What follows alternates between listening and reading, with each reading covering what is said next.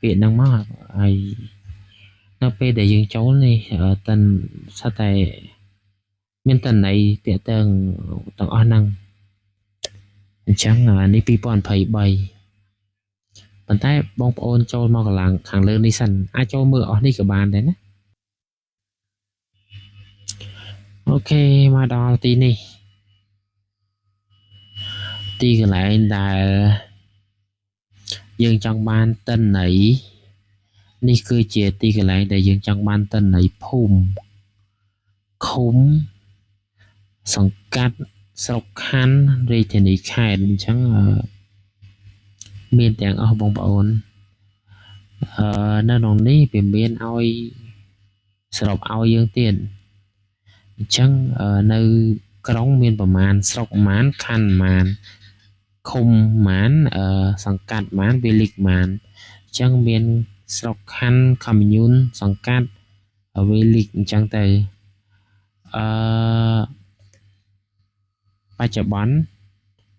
នេះឡើងដល់បុភូមិដល់14000ជាងអូខេចុចបងប្អូននេះទីកន្លែងដែលបងប្អូនចង់ចូលបងប្អូនចុចណាសូមបញ្ជាក់បងប្អូនអញ្ចឹងប្រទីមានជ័យហ្នឹងនឹងស្រុកអង្គុលបុរីវាបែងចែកឲ្យតែយើងនៅពេលដែលយើងចុចទៅបងប្អូនមកមើលឡើងនេះបងប្អូនដោនឡើងនេះគឺដោនបានមួយហ្វាល់បងប្អូនមិននៅចុចទៅមកស្រុកដើម្បីមើលមួយទៀតទេអញ្ចឹងបងប្អូនគ្រាន់តែចុចតាមខេត្តនីមួយតន័យដែលត្រូវដោនឡូតគឺនៅទីនេះអញ្ចឹងគ្រាន់តែចុចคลิกមួយមកអូខេវាពងដើរខាងលើនេះ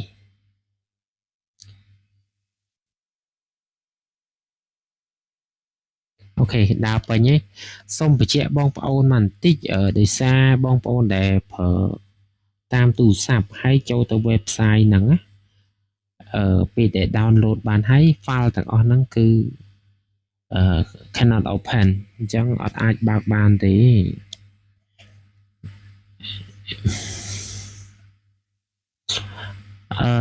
បងប្អូនឃើញឃើញកតុយវាឃើញក្រោយ2025វាដាក់XLS អញ្ចឹងបងប្អូនបើកអត់បានទេសម្រាប់ទូរស័ព្ទបើកុំព្យូទ័រយើងបើកបាន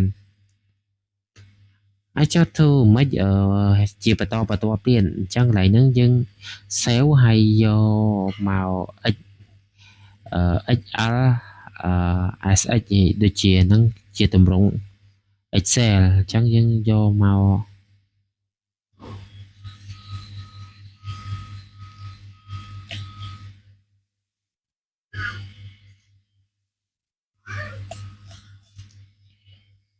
ចាំមកផ្លែបងប្អូនវាពងដើរនៅខាងក្រោមនេះអញ្ចឹងយើងរងចាំតិច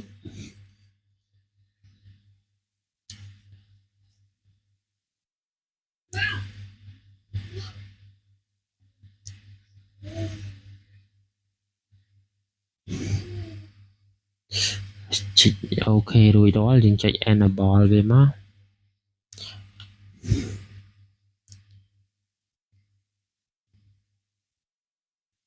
បងប្អូននេះគឺជាតិន័យទាំងមូលនៃខេត្តបន្ទាយមានជ័យទាំងមូលអញ្ចឹងបានហើយបងប្អូនអាចដោនគ្រប់ខេត្តមកបងប្អូនត្រូវការឲ្យដាក់តាមមក Excel ក៏បានដែរបងប្អូនអាចឆែកមើល website ដែលខ្ញុំបង្ហាញមុនហ្នឹងជួនជា website មួយដែលខ្ញុំចង់បង្ហាញដែរតែខ្ញុំក៏អត់បាន save website ហ្នឹងទុកwebsite ហ្នឹងគឺវា download ម្ដងបានទាំងអស់មានន័យថាទាំង25ខេត្តក្រុង down មកគឺតែមួយ file ទេអញ្ចឹងអត់ច្រើន file ដូច file ដែលខ្ញុំកំពុងបង្ហាញនេះទេប៉ុន្តែក៏យើងអាច down បានដូចគ្នា ដូចជាចាប់ពី2020ឬក៏19ឡើងpostal code ឬក៏កូដភូមិហ្នឹងដូចជាខ្ញុំតាមខ្ញុំដឹងឮឡើង6លេខប៉ុន្តែក្នុងនេះឃើញវាច្រើនជាង6ឡើងដល់7ខ្ញុំមិនដឹងថាគេធ្វើបច្ចុប្បន្នភាពអីទៀតទេអញ្ចឹងតាមភូមិនីមួយហ្នឹងសុទ្ធតែមានបកាលេខរបស់គេរបស់ក្រសួងអញ្ចឹងយើងមាននៅនេះស្រាប់ភូមិខ្លះកែពីឈ្មោះអីទៅឈ្មោះអីក៏មាននៅនេះដែរអញ្ចឹងវាមានស្រាប់យើងអាចដឹងតែយើងអាចធ្វើអីទេយើងប្រើតែតិន័យដែលយើងចង់ធ្វើវាបានឯងអញ្ចឹងតិន័យហ្នឹងយើងគ្រាន់តែដឹងតិន័យដែលចាំបាច់យើងអូខេ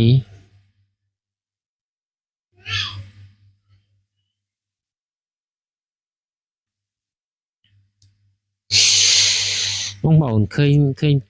នៅកន្លែងនេះស្រុកនៅនេះ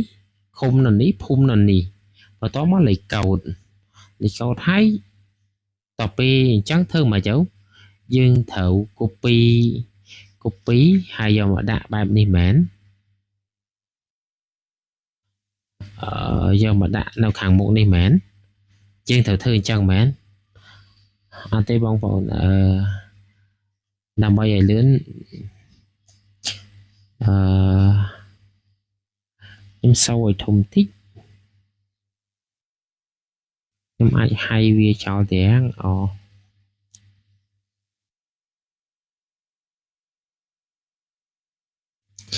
អញ្ចឹងមកដល់កន្លែងនេះយើងស្មើរូបមន្តមួយមក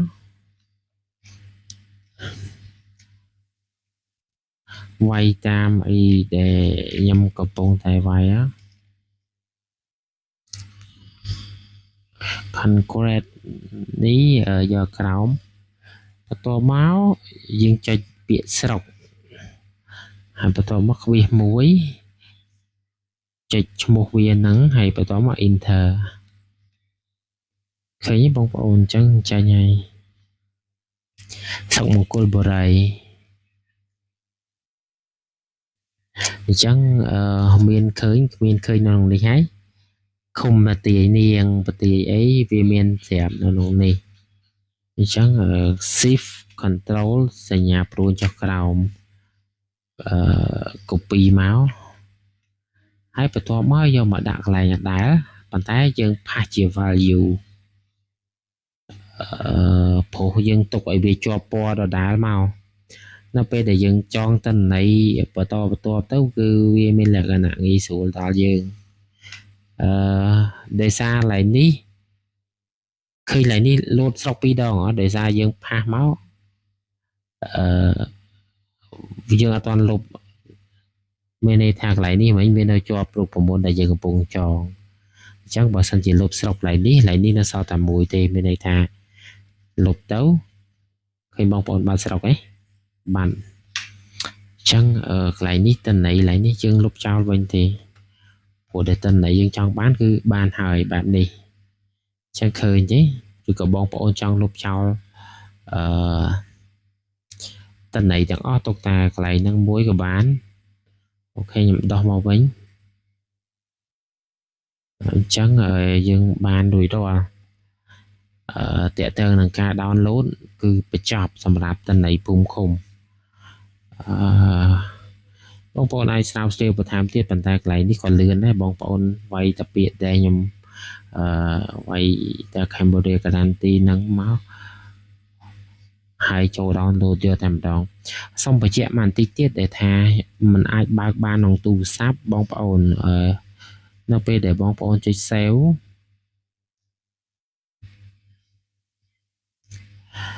បងប្អូនឃើញកន្លែងនេះវាជា file យើង down មកពីនោះគឺវាចេញXLF អញ្ចឹងទៅពេលយើង save ទៅវាចាប់អូតូមកជាទម្រង់XML ដើម្បីបើកបានក្នុងទូរស័ព្ទទោះយើង ធ្វើតន័យនឹងរួចហើយយើងចង់បើកវាក្នុងទូរស័ព្ទបានបងប្អូនដូរមកទម្រង់ Excel worksheet អត់តាន់ដែរអូខេដែរហើយបន្ទាប់មក save មករួចរាល់ហើយអញ្ចឹងទោះបីតែ file ហ្នឹងយើងដាក់ក្នុង Telegram ដើម្បីបើកមើលក្នុងទូរស័ព្ទក៏បើកបានសុខេអត់មានជាបញ្ហាអីទៀតទេនេះជាការចាំលែកមួយទៀតសម្រាប់បងប្អូនដែលមិនទាន់ដឹងបងប្អូនដែលដឹងហើយក៏អាចរំលងតទៅទៀតចុះហើយ